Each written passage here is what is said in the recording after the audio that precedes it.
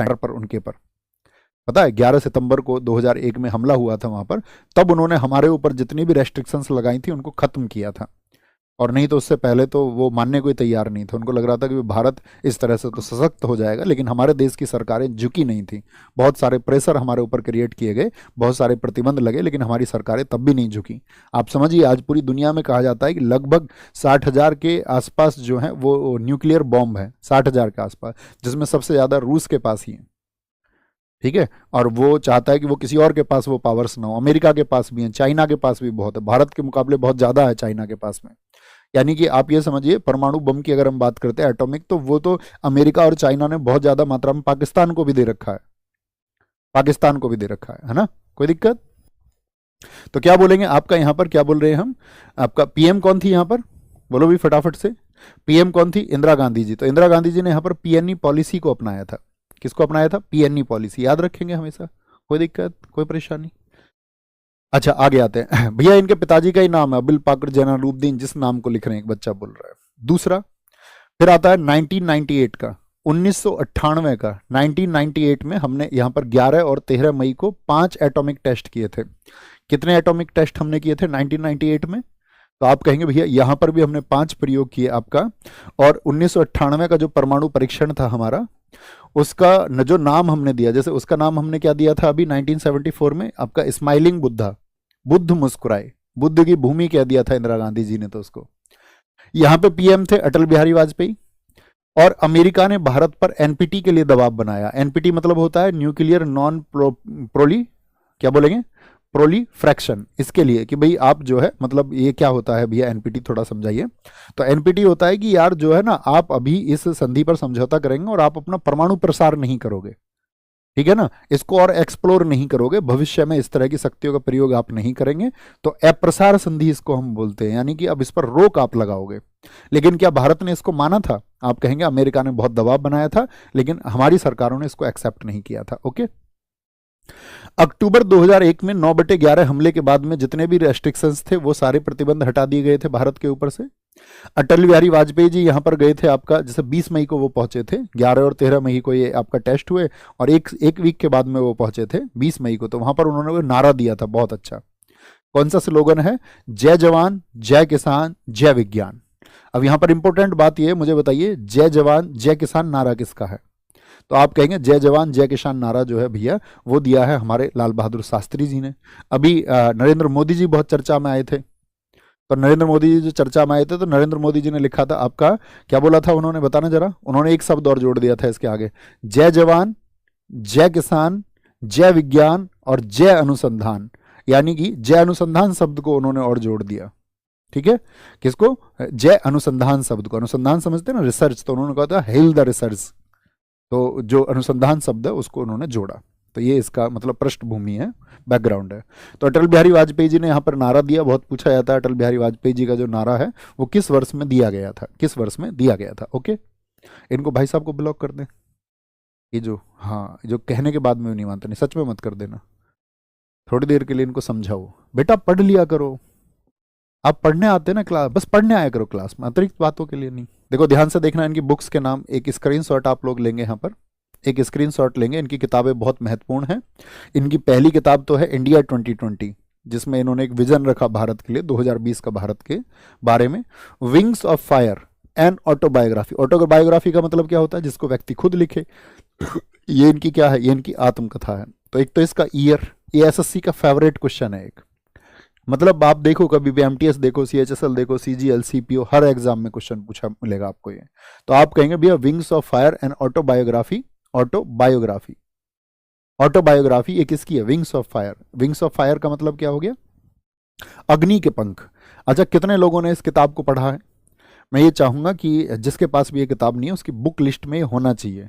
आपको मतलब book lover होना चाहिए जिंदगी में। आप मतलब सेटिस्फैक्शन अगर चाहते हो ना, अगर आप बिना किताबों के जी रहे हैं तो आपको जीवन में याद रख लेना, कभी संतुष्टि नहीं मिलेगी। आपको बहुत सारे लोग बताएंगे कि आपको संतुष्ट होना चाहिए लाइफ में, तो मैं ये कहूंगा कि संतुष्टि सिर्फ और सिर्फ आपको पुस्तकें पढ़ के मिल सकती है।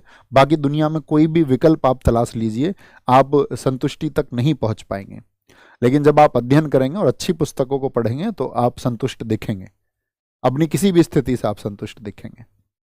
ठीक है। तो विंग्स ऑफ फायर में एक किस्सा है, आप सारे लोगों को पता होगा। उन्होंने ये किताब लिखी ही स्टूडेंट्स के इंस्पायरेशन के लिए थी कि भारत के जो स्टूडेंट्स हैं वो इससे इंस्पायर हों। ठीक है। जैसे अब्दुल कलाम जी ने अपनी किताबों में एक जिक्र लिखा है, वो हमेशा से एयरफोर्स ज्वाइन करना चाहते थे, लेकिन क्या वो एयरफोर्स ज्वाइन कर पाए थे? आपको पता है कि उन्होंने लिखा है किताब में कि मैं आपका वहाँ पे रामेश्वरम में जब मैं अक्सर जो एयरफोर्स का आपका बेस था उस पर जाके दूर से बैठ के देखा करता था जहाज़ों की उड़ान को, जहाज़ों को उतरते हुए, ठीक है, कि उड़ते हुए उतरते हुए, और अक्सर मुझे मलाल होता था इस बात का कि मैं एयरफोर्स नहीं जा पाया। आपको पता भी होगा उन्होंने स्वामी श्रद्धानंद जो आश्रम है ऋषिकेश का, उसकी कहानी भी लिखी है कि अंतिम एक ऐसा समय आ गया था जब वो एनडीए सफल नहीं हो पाए थे कि उन्होंने अपने जीवन को नष्ट करने का प्रयास कर लिया। तो वहाँ पे जो स्वामी श्रद्धानंद थे उन्होंने कुछ पैसे दे करके उन्हें लौटाया था, जीवन का कुछ उनको मैसेज दिया है कि लाइफ इस तरह की नहीं होती है कि कभी आप फेलियर में हो तो तब आप हार मान लें, जीवन प्रयासों का नाम है। तो उसके बाद में आप जानते ही हैं कि वो तीनों सेनाओं के प्रमुख बने।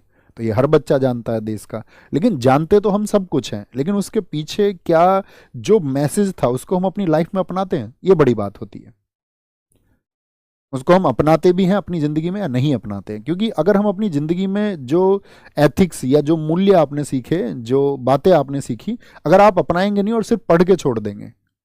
महान विभूतियों के द्वारा ये कहा गया है कि आप किसी एक का एक सफल कोट भी अगर उठा लें, कोट का मतलब पहनने वाला कोट नहीं, सफल कोट, किसी के कथन को आप उठा लें और सिर्फ उसी पर जिए तो आपका जीवन बहुत मतलब महान हो सकता है।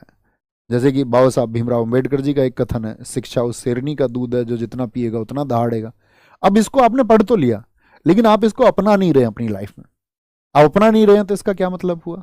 कोई अर्थ नहीं रहा फिर पढ़ने का और ना पढ़ने का। इससे अच्छा तो ना ही पढ़ते, मस्तिष्क पर क्यों ही जोर आपने दिया था? तो उसको अपनाना होता है। लिखेंगे भैया इनको आराम से, ध्यान से। India 2020, wings of fire, ignited mind, guiding souls.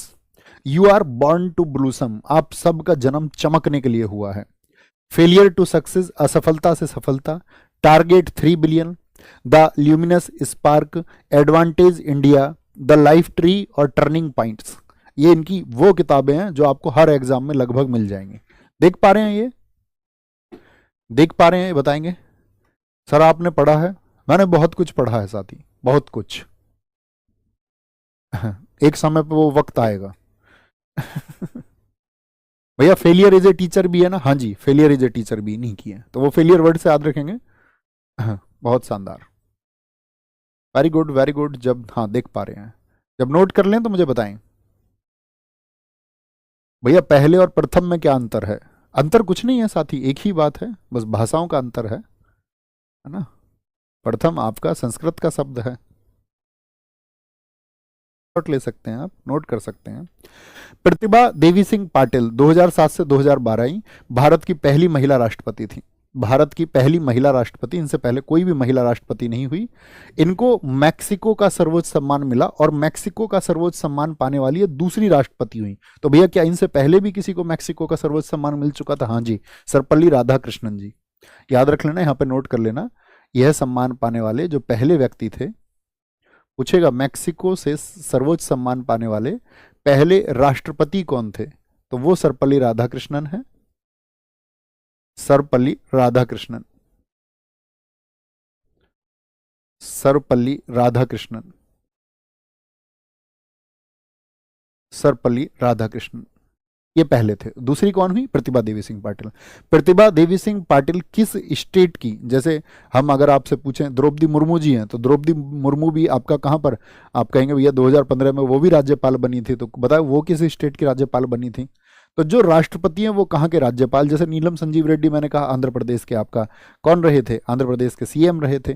तो जिनके पास पहले कोई बड़ी जिम्मेदारी रही है और वो जिम्मेदारी ऐसी है कि वो वहाँ के पहले रहे थे, पहले, ऐसा नहीं कि कभी ना कभी रहे थे, उससे कभी क्वेश्चन नहीं बनेगा। ठीक है, तो क्या बोलेंगे? राजस्थान की प्रथम महिला राज्यपाल हैं ये, कभी भी पूछेगा आपसे, जो पहली फीमेल गवर्नर थी। प्रणब मुखर्जी 25 जुलाई 2012 से 2017 इनको भारत रत्न मिला, और भारत रत्न पाने वाले ये कौन हो गए साथी? आपका क्या बोलेंगे भैया? छठे व्यक्ति थे। इनकी बुक्स एसएससी की फेवरेट बुक्स हैं, हर ईयर पूछा गया है, the coalition years, the presidential years और द ड्रामेटिक डिकेड। राजनीतिक पुस्तकें इन्होंने लिखी हैं, राजनीति पर लिखी हैं। ठीक है, लिखें इसको, लिखें इसको, बोलेंगे फटाफट से। बहुत बढ़िया भैया, मैं आपकी ऑटोबायोग्राफी पढ़ूंगी, प्रॉमिस।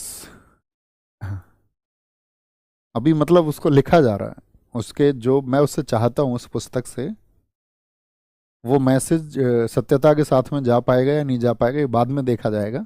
कर देते हो, इसीलिए हमने इसको क्लास रखी है, ताकि आप एक जर्नल से स्पेशल बच्चे हो सकें। आपको पता होना चाहिए, सब कुछ पता होना चाहिए। ठीक है, आगे आएंगे। भैया भारत रत्न कौन देता है? भैया भारत सरकार देती है, भारत सरकार देती है, हर गणतंत्र दिवस पर दिए जाते हैं।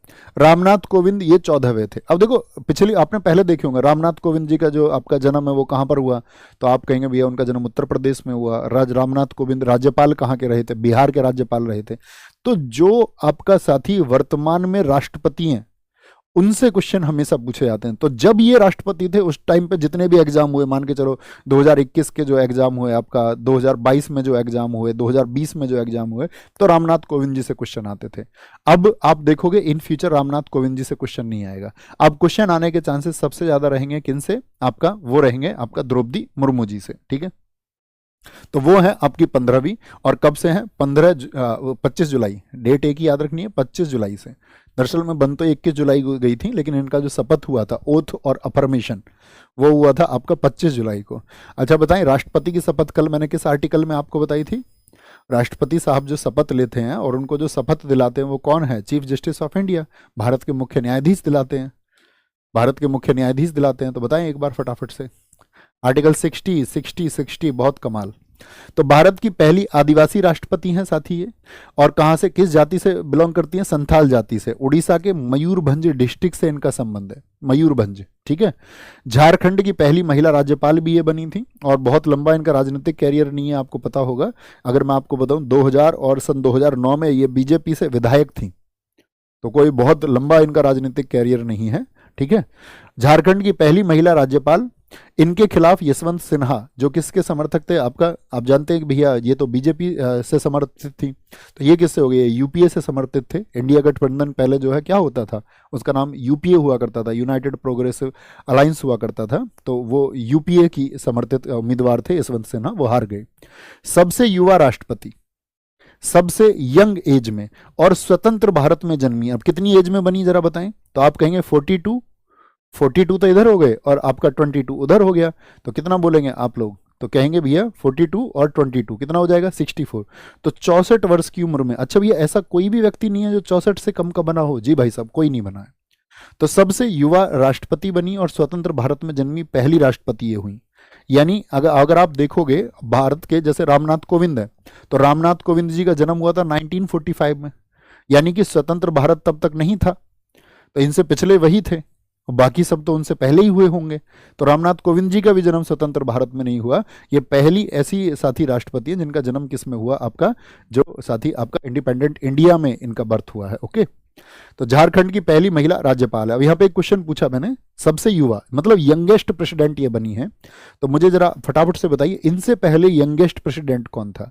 दूसरे यंगेस्ट प्रेसिडेंट कौन है भारत के? दूसरे सबसे युवा, तो वो थे आपका नीलम संजीव रेड्डी। जब तक ये नहीं बनी थी तब तक नीलम संजीव रेड्डी जी को हम पढ़ते थे, यानी कि हम कह सकते हैं 2022 से पहले हम पढ़ते थे कि नीलम संजीव रेड्डी सबसे युवा राष्ट्रपति हैं। ओके, ये याद रखना है। कोई दिक्कत, कोई परेशानी इतनी बात में? कोई भी परेशानी भाई साहब? क्वेश्चन दिखा दें? क्यों मैं ये क्लास करा रहा था आपको, नेचर क्या है, एक बार बच्चों को लगा दीजिए इसमें। अब क्वेश्चन देखेंगे भैया, सेकंड पे नीलम संजीव रेड्डी आएंगे, बताएंगे जी। भारत की स्वतंत्रता के स्वर्ण जयंती समारोह के दौरान भारत के राष्ट्रपति कौन थे? तो कौन थे भारत के राष्ट्रपति स्वतंत्रता संग्राम के समय? बोले भैया फटाफट से आंसर आए। के आर नारायणन। आगे चलेंगे। अच्छा ये बताओ, जो मैंने आज इसका बैकग्राउंड लिया है, ये कलर एपीजे अब्दुल कलाम जी की आत्मकथा कौन सी है भैया? One life is not enough, ये तो नटवर सिंह जी की बुक है। Wings of fire. Waiting for A visa, ये किसकी किताब है बताओ? वेटिंग फॉर ए वीजा, ये तो बाबा साहब भीमराव अम्बेडकर की किताब है। The race of my life, ये मिल्खा सिंह जी की किताब है, मिल्खा सिंह। 1974 के पोखरण, यानी कि वो पोखरण है, पढ़ लेना उसको। पोखरण में भारत के पहले परमाणु परीक्षण के समय परमाणु ऊर्जा आयोग के, अब ये देखो एनटीपीसी वाले जो बच्चे हैं, एग्जाम कौन सा एग्जाम का क्वेश्चन है देखिए, तो हमने हर एग्जाम को आपका सेंटर पे रखा हुआ है, हर एक एग्जाम को। परमाणु ऊर्जा आयोग के अध्यक्ष कौन थे? होमी सेठ ना थे। कौन थे?